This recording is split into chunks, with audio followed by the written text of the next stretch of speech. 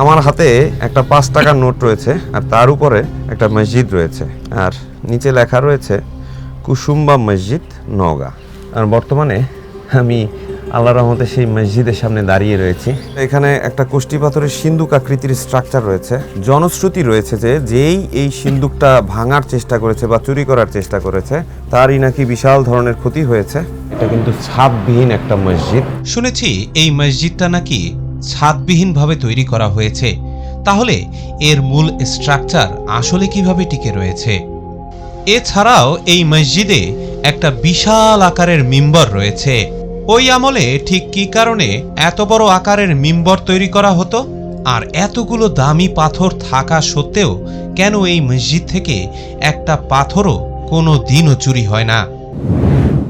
আজকে আমরা এমন একটা রহস্যময় মসজিদে এসেছি যেটা এক সময় নাকি জঙ্গলের ভেতরে লুকিয়েছিল এবং এও কথিত রয়েছে এই মসজিদটা নাকি মাটির নিচ থেকে এমনি এমনি জেগে উঠেছিল। আসলে ব্যাপারটা কতটা সত্য, এ সকল প্রশ্নের উত্তর জানতেই আমরা আজকে চলে এসেছি নওগাঁ জেলার মান্দা উপজেলায়। তাহলে চলুন না রহস্যময় সেই মসজিদের সম্পূর্ণ ইতিহাস জেনে নেওয়া যাক। সুবিকাল বন্ধুরা, গত পর্বে আমরা আপনাদেরকে বলিহার রাজবাড়িটা ঘুরিয়ে দেখিয়েছিলাম আর আজকের পর্বে আমাদের গন্তব্য হচ্ছে সেই 5 টাকার নোটের উপরের কুসুম্বা মসজিদ। এখান থেকে প্রায় আধা ঘন্টা আমাদেরকে যাত্রা করে সেই কুসুম্বা মসজিদে যেতে হবে। এটাও কিন্তু একটা গ্রামের ভিতরে পড়েছে, অনেকটা বলতে পারেন যে গোবরে পদ্ম ফুলের মতো। আপনার বিশ্বাসই হবে না এত দামি পাথরের একটা মসজিদ বাংলাদেশে রয়েছে। আবার সেই গ্রামের রাস্তা ধরে আমরা এখন ছুটে চলছি আর যেতে যেতে অনেক গবাদি পশু এবং গ্রামের ঘরবাড়ি দেখতে পাচ্ছি। আর পাশাপাশি এখানকার কিছু কিছু সুইজারল্যান্ডের রাস্তা আমাদের চোখে পড়ছে। আর এদিককার পরিবেশ খুবই চমৎকার। দেখতে দেখতে আমরা কিন্তু আবার মেইন রাস্তায় চলে এসেছি। মূলত নওগাঁ থেকে এসে নওহাটার মোড় হয়ে হাতের বাম দিক হয়ে এই রাস্তা কিন্তু সরাসরি রাজশাহী পর্যন্ত চলে গিয়েছে। আর এই রাস্তার মাঝামাঝি করেছে সেই বিখ্যাত 5 টাকার নোটের উপরে কুসুম্বা মসজিদ। আর ছোট ভাই কিন্তু অনেকটা মজা নিয়ে গাড়ি চালাচ্ছে। মূলত এখানকার হাইওয়েটা খুবই ওপেন এবং গাড়ি হাই স্পিডে চলে, যার কারণে এখানে অহরহ দুর্ঘটনা ঘটে। এখানে যদি আপনারা আসেন ড্রাইভারকে বলবেন যেন একটু সাবধানে গাড়ি চালায়। আর এখান থেকে আমরা যে কুসুম্বা মসজিদ যাচ্ছি এটা কিন্তু খুব বেশি একটা দূরে নয়, মোটামুটি 20-22 কিলোমিটার। আর যেতে প্রায় 40 মিনিটের মতো সময় লাগে। আর যদি আপনারা নওগাঁ থেকে সরাসরি আসেন সেক্ষেত্রে কিন্তু অনেক সময় লাগবে, প্রায় 1.5 থেকে 2 ঘন্টার মতো সময় লাগবে। নওগাঁ থেকে আপনারা চাইলে কিন্তু বাসে করেও এই কুসুম্বা মসজিদে আসতে পারবেন। সেক্ষেত্রে আপনাদের কাছে জনপ্রতি ভাড়া নেবে 50 টাকা করে। আর মোটামুটি দিনে এসে আবার দিনই ফেরত যেতে পারবেন। আর এইদিকে ঢুকে কিন্তু আবার চমৎকার সবুজ গাছ গাছালি আমাদের চোখে পড়লো। আর রাস্তার পরিবেশ খুবই শান্ত এবং ছায়া সুনিবিড়।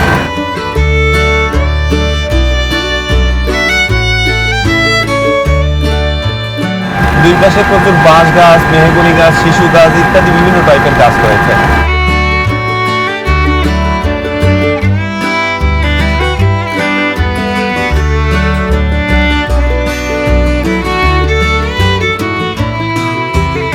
আর দেখতে দেখতে আমরা কিন্তু মান্দা ফেরিঘাটের কাছাকাছি পৌঁছে গিয়েছি।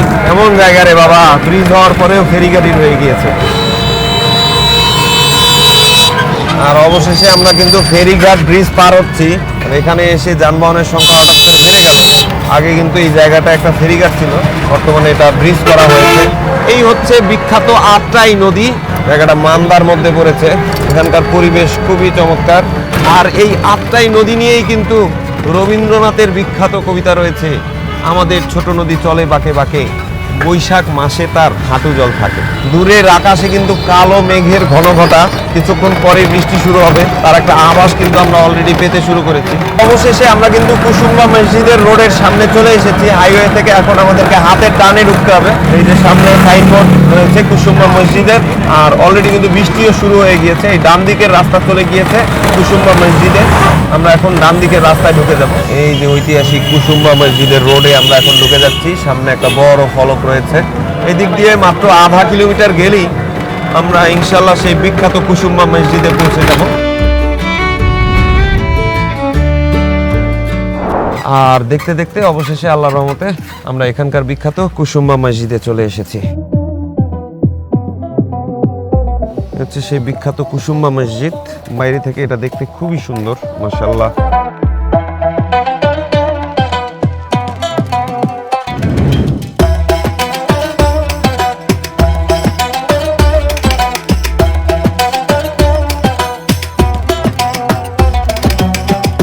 আর এটা কিন্তু সেই বিখ্যাত গ্রানাইট পাথর দিয়ে তৈরি করা হয়েছে। বাংলাদেশের মধ্যে অন্যতম এক্সেপশনাল একটা মসজিদ বলতে পারেন।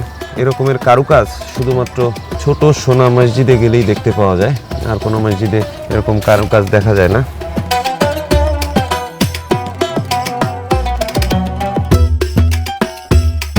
পুরো মসজিদটি বেলে পাথর দিয়ে তৈরি করা হয়েছে এবং কোষ্টি পাথরের সমন্বয়ে জায়গায় জায়গায় কিন্তু কোষ্টি পাথর রয়েছে। এগুলো হচ্ছে কোষ্টি পাথর। যদিও এই কোষ্টি পাথরগুলো অত্যন্ত মূল্যবান, কিন্তু কেউ ভুলেও এগুলো কিন্তু চুরি করে নেয় না। এর একটা আধ্যাত্মিক মুজেজা রয়েছে। মূলত বাংলাদেশের বাঘা মসজিদে এরকমের একটা কোষ্টি পাথর ছিল, যেখানে আরবি লেখা ছিল। এই পাথরটা চুরি করা হয়, পরবর্তীতে ওই ব্যক্তির বিশাল ক্ষতি সাধন হয়, ওনার পরিবারের সবাই মারা যায়। এ সকল কারণে পরবর্তীতে আবার জায়গার পাথর জায়গায় ফিরিয়ে দিতে ওই চোর বাধ্য হয়, যার কারণে এই ধরনের পাথর চুরি করার দুঃসাহস কেউ কখনো দেখায় না। মসজিদের সামনে একটা চমৎকার দিঘি রয়েছে, বিশাল বড় দিঘি।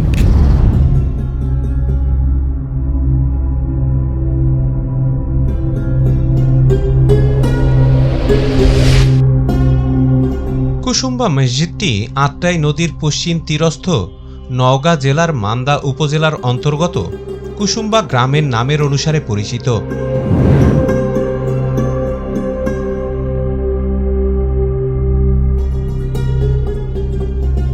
বর্তমানে মসজিদটি প্রাচীর দিয়ে ঘেরা আঙিনার ভেতরে অবস্থিত।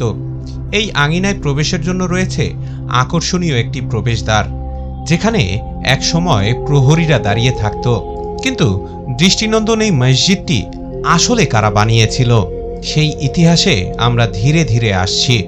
মসজিদের বাইরের দিকের কারুকাজও খুবই চমৎকার এবং প্রতিটি দেয়ালে কিন্তু আলাদা আলাদা নকশা রয়েছে। এবং বাংলাদেশে যতগুলো পুরনো আমলের মসজিদ রয়েছে তার মধ্যে এটা কিন্তু খুবই এক্সেপশনাল ভাবে তৈরি করা।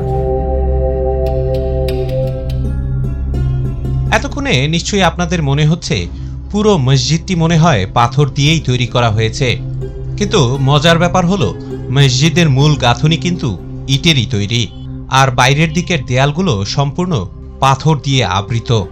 এর স্তম্ভ, ভিত্তিমঞ্চ, মেঝে এবং পাশের দেয়ালের জালি নকশাগুলো পাথর দিয়েই তৈরি করা।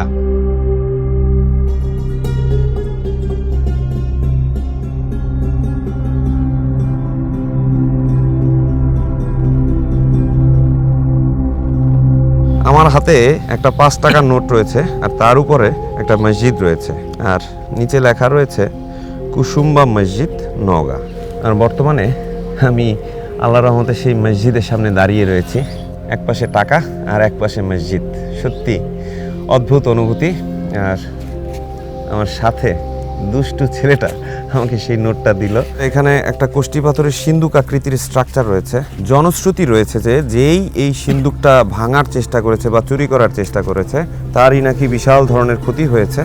এবং এর উপরে কিন্তু আরবিতে ফলক রেখা রয়েছে, নিশ্চয়ই এটা পবিত্রতার একটা প্রতীক, যার কারণে আজও এর পুরনো ঐতিহ্য নিয়ে জিনিসটা এখানে দাঁড়িয়ে রয়েছে। বর্তমানে মসজিদের অজুখানা এবং টয়লেট কিন্তু মসজিদের বাইরের দিকে করা হয়েছে। এখানে অজুখানার ব্যবস্থা, আবার এই পাশে দিঘি রয়েছে, দিঘিতে নেমেও আপনারা অজু করতে পারবেন। আর পাশাপাশি টয়লেট কিন্তু ওই দিকে করা হয়েছে মসজিদ থেকে বাইরে, বলতে পারেন অনেকটা সৌদির আদলে। হাম্মাম কিন্তু সবসময় মসজিদ থেকে দূরে নির্মাণ করাই শ্রেয়। এর কারণ হচ্ছে এতে করে মসজিদের পবিত্রতা রক্ষা করা হয়।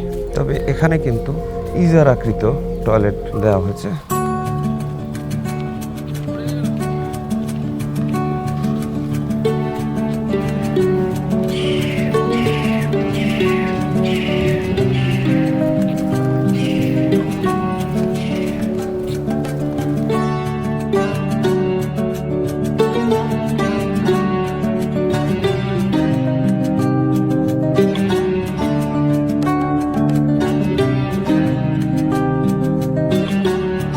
মসজিদের ভেতরের কারুকাজ অত্যন্ত চমৎকার। এই মসজিদের 3টা মেহরাব রয়েছে।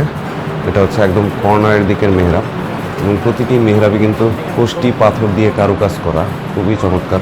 সেই সুলতানি আমলের কারুকাজ, প্রতিটি নকশা অতীব নিখুঁত এবং চমৎকারভাবে করা হয়েছে। ভেতরের দিকের কারুকাজও কিন্তু খুব চমৎকার। এই মসজিদে 3টি মেহরাব রয়েছে, মাঝখানের মেহরাবটি সবচেয়ে বড়, মূলত 3টার আকৃতি প্রায় কাছাকাছি। বাম পাশে একটা মেহরাব রয়েছে আর ডান পাশে একটা ছোট মেহরাব রয়েছে। এটা এই মিম্বরের উপরে অবস্থিত। আর এই মসজিদের মিম্বরটা অনেকটা ছোট সোনা মসজিদের আদলে এইভাবে তৈরি করা। মূল মসজিদটি ছাদবিহীনভাবে তৈরি করা হয়েছে, অর্থাৎ পুরো মসজিদটি 6টি গম্বুজের উপরে নির্মাণ করা হয়েছে। আর সেই গম্বুজগুলো ধরে রাখার জন্য সর্বমোট 12টি পিলার রয়েছে। আর এ সমস্ত পিলারও কিন্তু ওই বেলে পাথর দিয়েই তৈরি করা হয়েছে। মসজিদের সর্বমোট 6টা গম্বুজ রয়েছে এবং গম্বুজের আকৃতিও খুবই চমৎকার। সামনের দিকে 3টা, 1, 2, 3, আর ওই দিকে 3টা রয়েছে, 1, 2, 3। মাঝখানের এই থামটি বেলে পাথর দিয়ে তৈরি করা, যেটা অত্যন্ত চমৎকার। এটা কিন্তু ছাদবিহীন একটা মসজিদ। মূল স্ট্রাকচারটা এই থামের উপরে এবং এই গম্বুজের উপরে কিন্তু টিকে রয়েছে। খুবই চমৎকার এবং খুবই এক্সেপশনাল একটা মেহরাব, মূলত বেলে পাথর দিয়ে বানানো। এই দিক দিয়ে কিন্তু একটা জানালা রয়েছে। বর্তমানে এখানে কোরআন শরীফ সহ বিভিন্ন পুস্তক রাখা রয়েছে। 1897 সালের একটা ভূমিকম্পে এই মসজিদের ব্যাপক ক্ষতি সাধন হয়েছিল। পরবর্তীতে সরকারের তরফ থেকে এর কিন্তু সংস্কার করা হয়েছে এবং বর্তমানে আমরা যে রূপটা দেখতে পাচ্ছি এই গম্বুজগুলো, এটা কিন্তু সেই সংস্কার রূপই। এবং দেখলে আপনারা বুঝতে পারবেন যে এখানে যে এই যে কাজগুলো রয়েছে, এগুলো কিন্তু সংস্কার করার পরে এই রূপ। এগুলো কিন্তু প্রত্নতত্ত্ব অধিদপ্তরের অধীনে এই কাজগুলো করা হয়েছে। মাঝখানের যে মেহরাবটা রয়েছে, এই যে মাঝখানের যে মেহরাবটা রয়েছে, এটা কিন্তু খুবই চমৎকার কারুকাজ করা। পুরাটাই কোষ্টি পাথর দিয়ে নিপুণ হাতে নকশা করে তৈরি করা হয়েছে। সেই সুলতানি আমলে তৈরি করা নকশা আজও অবিকৃত অবস্থায় রয়েছে, মাশাআল্লাহ। এবারে চলুন মিম্বরের উপর থেকে আপনাদেরকে একটু দেখাই আসলে উপর থেকে দেখতে কেমন। মিম্বরে ওঠার জন্য একটা সিঁড়ি রয়েছে এবং এখানেও কিন্তু নামাজের ব্যবস্থা করা রয়েছে। এখানে কিন্তু মিম্বরের উপরে আর একটা মেহরাব রয়েছে, এটার আকার একটু ছোট, এই জালনা। মূলত সোলাইমান নামক একজন ব্যক্তি মসজিদের এই জায়গাটায় বসে বিচার কার্য সম্পাদন করতেন, যার কারণে এই মেহরাবটা এরকম করে তৈরি করা হয়েছে। উপর থেকেও মসজিদের দৃশ্যাবলী খুবই চমৎকার, গম্বুজগুলো দেখতে খুব সুন্দর।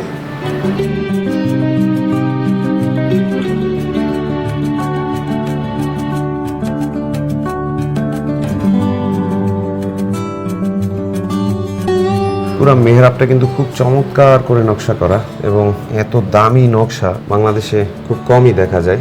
এরকম কোষ্টি পাথরের উপরে নকশা খুবই চমৎকার, আজও কিন্তু অবিকৃত অবস্থায় রয়েছে, এটাই সবচেয়ে বড় ব্যাপার। আজও ভারতবর্ষের চেন্নাই গেলে আপনারা এরকমের পাথরের উপরে নকশা দেখতে পাবেন, তবে বাংলাদেশে কিন্তু এরকমের পাথরের উপরে নকশা করা হয় না, কারণ পাথর ওই রকমের অ্যাভেলেবেল নয়, যার কারণে ওরকমের কারিগরও গড়ে ওঠেনি। এই মসজিদের ইতিহাসের ব্যাপারে এখানকার যে খাদেম সাহেব রয়েছে, আমরা এখন ওনার সাথে কথা বলবো, দেখি ওনার কাছ থেকে কিছু তথ্য জেনে নেওয়া যাক। কুসুম হলো বাবর আলী শাহ, হোসেন শাহ, সুলতান শাহ ইনিরা তৈরি করেছে। হ্যাঁ, মানে সুলতানি আমলের। সুলতান আমলে এই মসজিদের বয়স হলো 537 বছর, করতে লাগে 56 বছর। এই মসজিদটি হলো 3টি দেয়াল, 11টা সিঁড়ি। মসজিদের উত্তর বারটা আটলাল সিংহাসন, এখানে ইসলামী স্বাধীনতা আগে বিচার করতো, বিচারালয় ছিল, বিচার কার্য সম্পাদিত হতো। হ্যাঁ, কাজী বসতো নাকি? পূর্ব দিকে একটা দিঘি আছে 110 বিঘা। 110 বিঘা, বিশাল বড় মশাল। আচ্ছা, ওইখানে যে একটা ওই যে কোষ্টি পাথরের সিন্ধুক আকারের জিনিস রয়েছে, এটার কাহিনীটা কি আসলে? এটা বাসার সেলার, ছোট সেলার ওখানে মাইনে স্থিতি ঠিক একটা মাটি দিয়ে কোন গাছটা বড় একটা স্থিতি। ও, স্মৃতিফলক। হ্যাঁ, স্মৃতিফলক কোষ্টি পাথর দিয়ে বানানো। হ্যাঁ, বানানো। জি। আপনি এখানে কত বছর ধরে কর্মরত 16 বছর। রয়েছেন? 16 বছর, মাশাআল্লাহ। এখন তো অনেক বয়স হয়ে গিয়েছে, এই বয়সেও খাদিমদারি করছেন, আল্লাহর ঘরে সেবা করছেন, মাশাআল্লাহ। 81 বছর। আপনার 81 বছর। জি। আল্লাহ আরো হায়াত দারাজ করুক। আর এই পবিত্র ঘর খেদমতের তৌফিক দান করুক, আমিন। বাংলায় আফগানদের শাসন আমলের সুর বংশের শেষ দিকের শাসক গিয়াসউদ্দিন বাহাদুর শাহের রাজত্বকালের সময় জনৈক সোলাইমান নামক একজন ব্যক্তি মসজিদটি নির্মাণ করেছিলেন। ধারণা করা হয় তিনি সম্ভবত একজন উচ্চ পদস্থ কর্মকর্তা ছিলেন। শিলালিপি অনুসারে এই মসজিদের নির্মাণকাল হচ্ছে হিজরি 966 সাল, অর্থাৎ ইংরেজি 1558 থেকে 1559 খ্রিস্টাব্দের কোনো এক সময় এটা নির্মাণ কার্যক্রম সম্পন্ন হয়েছিল। তবে মজার ব্যাপার হচ্ছে মসজিদটি সুর আমলে নির্মিত হলেও মসজিদে কিন্তু সুর স্থাপত্য শৈলীর কিছুই পরিলক্ষিত হয় না, বরং এটি বাংলার স্থাপত্য রীতিতেই নির্মিত হয়েছিল। ইটের গাঁথনি, সামান্য বক্র কার্নিশ এবং সংলগ্ন অষ্টকোণাকৃতির পার্শ্ব বুরুজ প্রভৃতি এই রীতিরই পরিচয় বহন করে। মসজিদের এখানে একটা দান বাক্স রয়েছে। এবারে আসি এই মসজিদের মাটির নিচ থেকে জেগে ওঠার প্রসঙ্গে। মূলত এই মসজিদটি বহুদিন ধরে জঙ্গলের ভেতরে আবৃত অবস্থায় ছিল। সম্ভবত সর্বশেষ সম্রাট এখান থেকে বিতাড়িত হওয়ার পরে জায়গাটা পরিত্যক্ত অবস্থায় ছিল এবং আস্তে আস্তে লোকচক্ষুর আড়ালে হওয়ার কারণে এখানে জঙ্গলে ছেয়ে যায়। পরবর্তীতে স্থানীয় মানুষজন এই মসজিদটিকে খুঁজে পায়, আর এই জন্যই অনেকে এটাকে মাটির নিচ থেকে জেগে ওঠা মসজিদ বলে। কিন্তু বাস্তবিকভাবে এই মসজিদটি বহুত আগেই নির্মাণ করা হয়েছিল, সেই সুরি সাম্রাজ্যের সময়। এছাড়াও ইসলাম ধর্মের বিশ্বাস অনুযায়ী নবী সাল্লাল্লাহু আলাইহি ওয়াসাল্লামের মৃত্যুর পরে কোনো কিছুই অলৌকিকভাবে আর সৃষ্টি হয় না, আর এই ব্যাপারে বিশ্বাস রাখাও একজন মুসলমান হিসাবে আমাদের দায়িত্ব। সেই হিসাবে এই মসজিদটি সুরি সাম্রাজ্যের সময়েই তৈরি করা হয়েছিল।